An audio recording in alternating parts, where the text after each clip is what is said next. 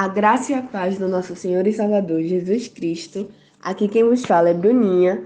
E na devocional desta terça-feira, a primeira da semana, relacionada à lição 5, o lamento de Jó, nós temos o seguinte tema: Jó lamenta pelo dia de seu nascimento, cujo texto base encontra-se em Jó, capítulo 3, versículos do 1 ao 4, que diz assim: Depois disso, abriu Jó a boca e amaldiçoou o seu dia. E Jó, falando, disse: Pereça o dia em que nasci, e a noite em que se disse, foi concebido um homem.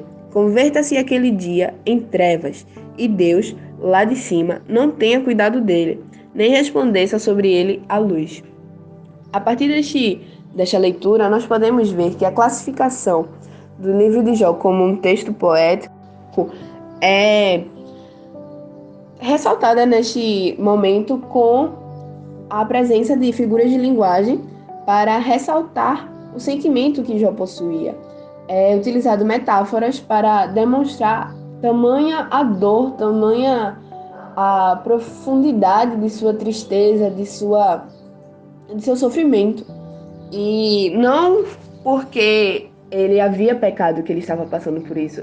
Pelo contrário, ele era um homem que estava sendo provado por Deus pela sua fidelidade e ele passou por isso. E ao invés de culpar a Deus pelo que acontecera com ele, ele culpa a ninguém. Ele apenas se lastima, ele apenas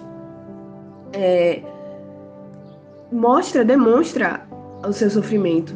E ele, a partir disso, nos ensina que é bom ser sincero com Deus, ainda que seja um momento difícil, ainda que seja um momento de profunda tristeza, nós temos que ser totalmente sinceros com Deus, mostrar a Ele como nos sentimos, como estamos, para que Ele possa ter compaixão de nossas vidas, para que Ele possa nos dar um direcionamento. A gente tem outro exemplo na Bíblia de sofrimento, de lástima, em 1 Reis 19, que é quando Elias, depois de ter mostrado o poder de Deus e matado todos os profetas que não eram de Deus, os profetas de Baal, a espada, ele é perseguido por Jezabel, né, que mandou um mensageiro a Elias para dizer que aqui a gente vê no versículo 2 do capítulo 19 assim: Então Jezabel mandou um mensageiro a Elias a dizer-lhe: Assim me façam os deuses e outro tanto, se der certo amanhã, a estas horas, não puser a tua vida como a de um deles. 3. O que vendo ele se levantou e para escapar com vida se foi e veio a Berseba, que é de Judá, e deixou ali o seu moço. 4. E ele se foi ao deserto, caminho de um dia, e veio e se assentou debaixo de um zimbro e pediu em seu ânimo a morte e disse: Já basta ao Senhor, toma agora a minha vida, pois não sou melhor do que meus pais. A gente vê Elias demonstrando profunda tristeza, profundo sofrimento e ainda assim ele é sincero com Deus, tal qual Jó. A gente vê no versículo 5: E deitou-se e dormiu debaixo de um zimbro. E eis que, então, um anjo o tocou e lhe disse: Levanta-te e come. 6. E olhou, e eis que à sua cabeceira estava um pão cozido sobre as brasas e uma botija de água. E comeu, e bebeu, e tornou a deitar-se. 7.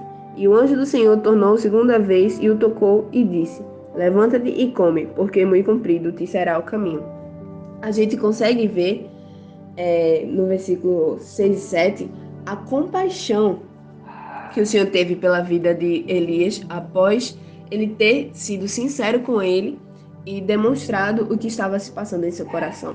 Então, a gente vê que quando somos sinceros com o Senhor, quando temos um bom relacionamento com Ele, o Senhor nos abençoa. Ele tem compaixão de nossas vidas. A gente está vivendo em tempos difíceis, onde a economia vai mal, a vida familiar está se acabando, a adoração, por muitas vezes, as pessoas não têm mais prazer nisso, onde a televisão, as mídias sociais em geral, trazem escândalos, trazem coisas que buscam a nossa atenção, buscam nos tirar da presença de Deus, onde a sociedade ao nosso redor é perversa, é promíscua e por muitas vezes isso pode nos desanimar.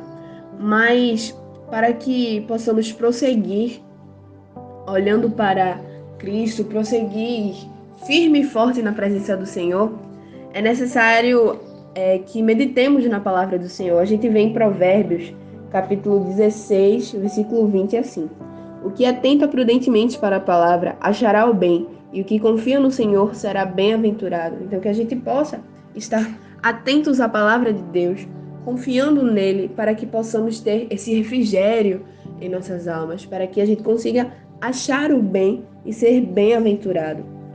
A gente vê outro exemplo com Paulo, que ainda que passasse por várias tribulações, ele não se abateu, ele sempre buscava ver o melhor, pensar positivamente sobre aquilo, e a partir disso ele tinha um refrigério, ele tinha uma grande meta, um grande objetivo, e não se deixava abalar por mais nada que não fosse aquilo. Ele estava focado em prosseguir olhando para Cristo, prosseguir o caminho de Cristo, e se coisas ruins acontecessem por isso, ele passava por cima, porque o seu foco era maior.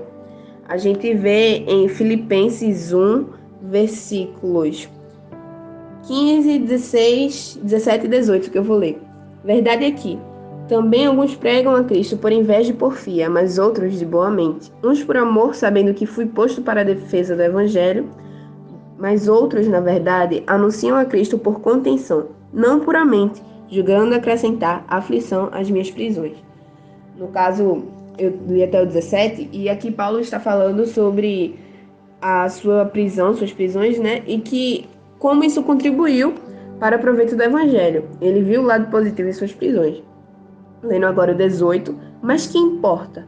Contanto que Cristo seja anunciado de toda maneira, ou com fingimento ou em verdade, nisto me regozijo, e me regozijarei ainda.